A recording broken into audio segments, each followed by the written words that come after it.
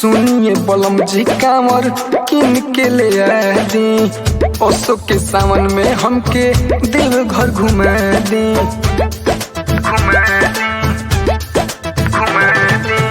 सुनिए बलम जी कांवर किन के ले आ दी।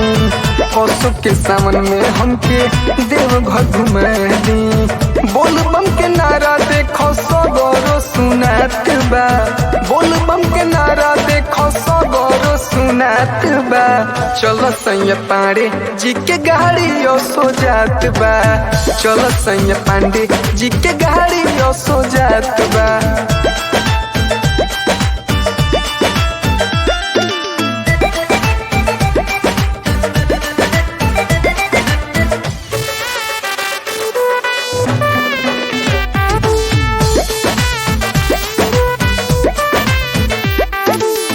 देखो हो कंवरियन के जात बाटे रेला।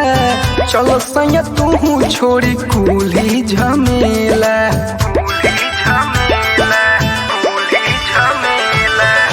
देखो हो कंवरियन के जात बाटे रेला। चलो सैया तू छोड़ी कुली झमेला। रिम झिम सावन के तो हो खतबार साथ बा। रिम झिम सावन के तो हो खतबार साथ बा।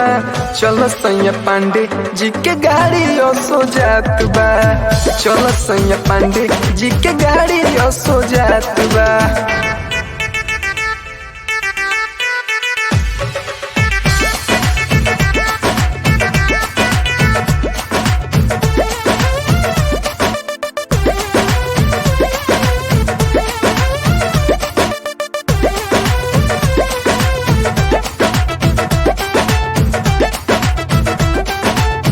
कहले सुनील देव घर भीड़ बड़ी लागेला। जे भी जाला वहाँ सुनो भाग वो कर जागेला।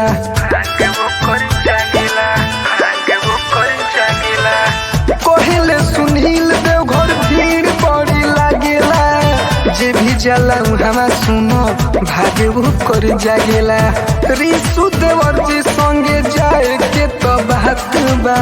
शेखर देवर जी संगे जाए के तो बात बा। चलो सैया पांडे जी के गाड़ी सो जात बा। चलो सैया पांडे जी के गाड़ी सो जात बा।